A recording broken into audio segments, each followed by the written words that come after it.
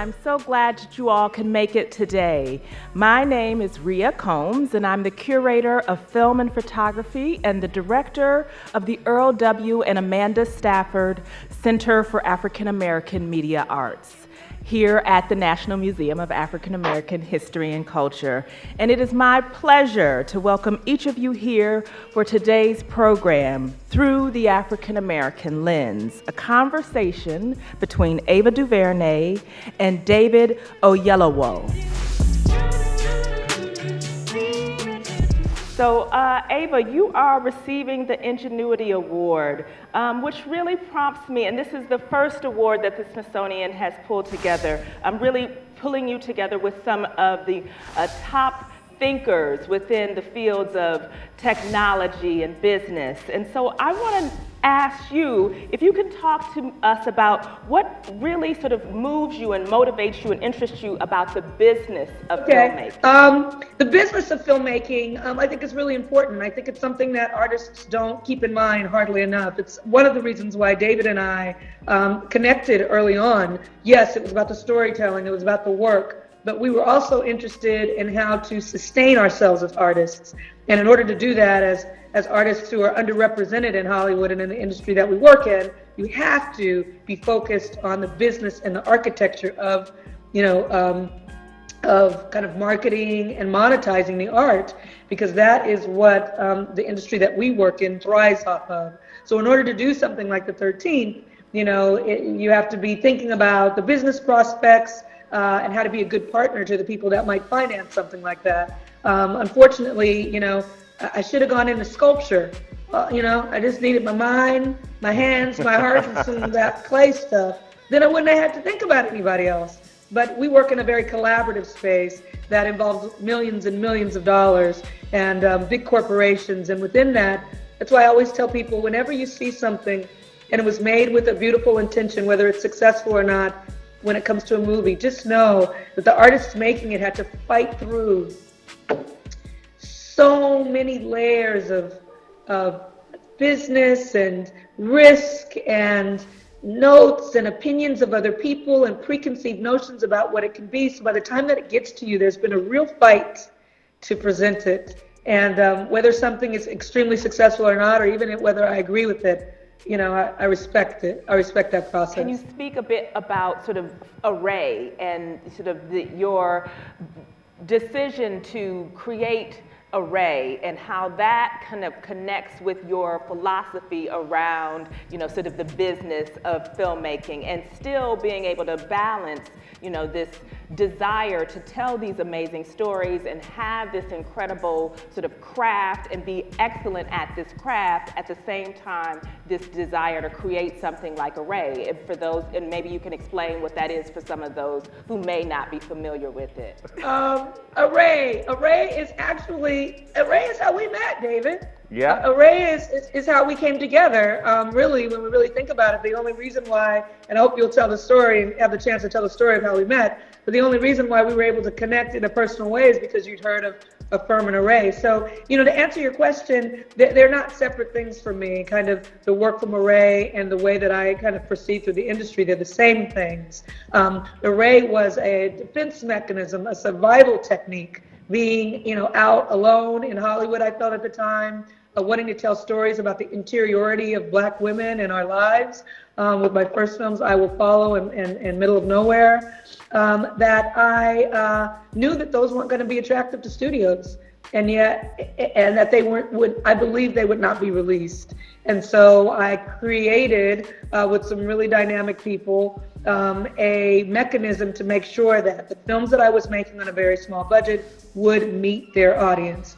And not in the way that Disney or Marvel can get it into, screens around the world in the best theaters, but hand by hand, theater by theater, community center by community center, library by library, indie theater by indie theater, by hand, booking these theaters and engaging audiences in various places around the country with the help of Black arts advocates around the country. And so that's what Array and Affirm were.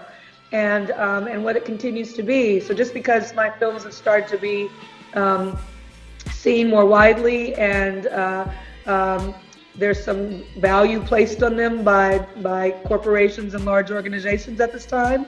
My defense against becoming kind of sucked in by that part of the industry, my survival technique for if tomorrow they decide I'm not the flavor of the month is it's okay, I got my own, right? I've got my own thing, and this thing is created so that everyone can feel that way. There's women and people of color filmmakers who don't have an easy place in the studio system. You have an easy place with us as a soft landing, a place to go to have the work distributed and amplified. And so in my mind, it's not kind of like my side philanthropy work. Like it is my heartbeat, and it is the thing that keeps me strong in kind of the, the jungles that we work in, really.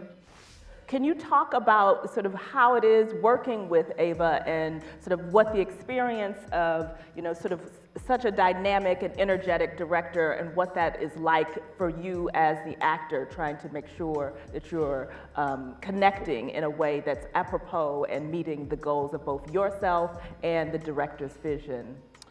Yeah, I mean, what Ava is alluding to is the project that we met on, which is Middle of Nowhere. Yes, yes. And what actually had happened is sometime, I think it was around about 2011 maybe, her film, I Will Follow, was coming out. She had this distribution mechanism for her own film, and I was watching CNN, and there was this lady on there, incredibly articulate, very self-assured, talking about a film that she had directed and her own distribution company that she was going to do it through. And I was just so impressed by that, and I sort of put it to the back of my mind, and then I got on a plane to go and do some reshoots for a film I was doing at the time called Rise of the Planet of the Apes. And I sat down next to a guy who was watching his iPad, and this guy sort of started sneaking peeks at me while he was watching his iPad.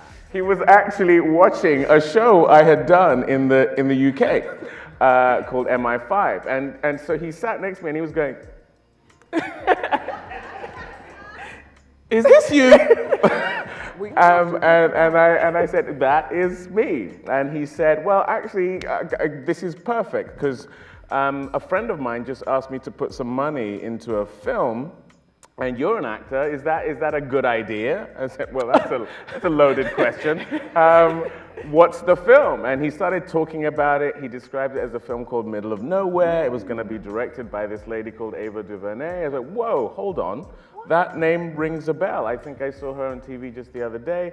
I said, "Let me read it, and I'll give you my opinion." And so I read the script, and on my way back from Vancouver, not only did I tell this guy he should put money into this film, I called her, because it was just Middle of Nowhere, and then Ava DuVernay and her cell number on the bottom of the script. I called her up, and I said, "I need to be in this movie." And then we eventually spoke, but what she and I connect on so much, and is now, becoming more of a culture in our community as filmmakers of color, is to overcome that which I feel was a real burden on the likes of Spike Lee, John Singleton. The way of things was to do these indie films, hopefully get recognition, and you hope the studios will notice, and they will, you will be folded into, I guess, what would be deemed the establishment. And what we didn't realize is that they would use us for as long as we were, useful and hot, but they would drop you like a hot stone if for whatever reason the film doesn't work or you're no longer flavor of the month. And we didn't have an infrastructure that was going to support us on the other side of that. And so now, and Ava and I talk about this all the time, is that yes, we're having a nice moment at the moment, but we had nice moments in the past that came and went. They came and went. And what we have to do is to sustain this. And the only way to do that is to own our own, speak to the audience directly, which is now possible through very manageable means of distribution that doesn't have to go through these corporations. And it's also the nature of the work, but it's not just getting to the audience, it's what is the work itself. Middle of Nowhere was such a beautiful piece in that you saw the incarceration of a black male through a completely different gaze. The woman who's left behind, as opposed to what is a perpetuation of what we see a lot, which is the man who's incarcerated, what that means, and then, we've seen that, we know the realities of that. Ava charted it beautifully in 13th, why there is a history of this, but to see it through the eyes of a woman left behind, to see it through the eyes of a black woman, period, is something that is revolutionary in its own way. And you get to do that when you're in the driving seat, when you own your own. I wanted to ask you, though, about sort of talking about making this film, being commissioned to do August 28th for the museum.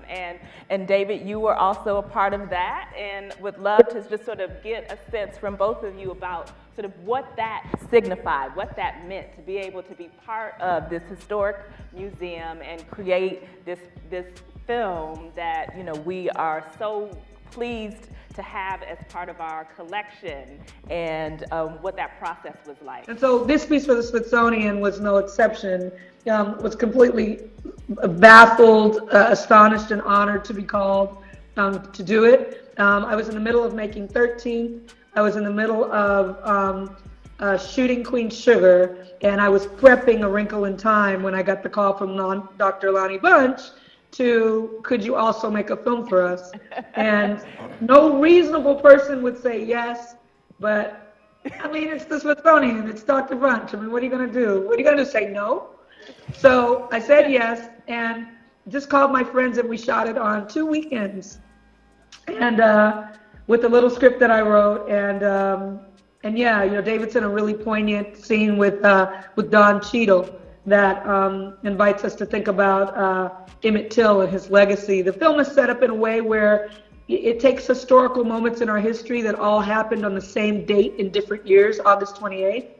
And so whether it's Dr. King's I Have a Dream speech or the murder of Emmett Till, but it's told through the perspective of Black citizens who are interacting with that historical event. So at the I Have a Dream speech, you're not dealing with Dr. King or anyone on stage. It's in the point of view of Angela Bassett and Andre Holland who are coming to watch the speech. In David's vignette, which thinks about Emmett Till, it's through the point of view of the men who made his casket out of pine, local pine. And so anyway, it was a beautiful experience to make it, and meaningful to me, and we were able to come to the opening weekend of the museum, which felt like I don't know, Emancipation Day, Freedom Day. I literally felt like even the bells were ringing all over town. Like at one point, like all the church bells in I think it was a pretty far radius. You just heard bells ringing, and it was a completely emotional experience where it felt like a home. A cultural, spiritual home had been established. And I recall that day how kind you were to me, sister, when it was crowded, and it was a lot of beautiful Negroes, and everyone was trying to get where we were trying to go, and it was like a beautiful mess, and everyone was just so kind and just in it together. And anyway, I don't know what the question was, but jump off of what Ava said earlier on about Array and it being a soft landing for female and people of color, in terms of their work, is that this theater, the Oprah Winfrey Theater, here in this museum, is the ultimate symbol of the soft landing for us as Black people. For me and Ava, as people who are operating in our industry in ways that wouldn't be possible without Oprah Winfrey. It just wouldn't. She has been a soft landing for us. And that is what I think, as Black people in America, we've lacked historically. Is where are we going to go for that soft landing? Where are we going to go to that place where we can be embraced, where we can be nurtured, where we can be celebrated, and where we can be given a platform to be truly ourselves? And, in being in Ava's films, that is why we struck this pact of that, there is nowhere on earth as an artist I feel that degree of myself as with her, because as a black man of Nigerian descent who grew up in the UK, who now lives here, who is now an American citizen, who has children who are growing up here as Americans, with all of that history, as a black man who is of royal African descent and now sees what, the legacy of slavery in a very real way means for that the tear between my historical reality and my present as a black man living in America. This thing is very, very real. And who we are is very, very real. The complexities of that is very real. And the marginalization of that has been very real in terms of the images of us projected into the world. And without those soft landings, we simply will not be given the ability to tell the truth. The fact of the matter is, whether we like to hear it or not, is this very building we are in right now. It's a controversial thing I'm about to say. But if we didn't get this thing in on time, we just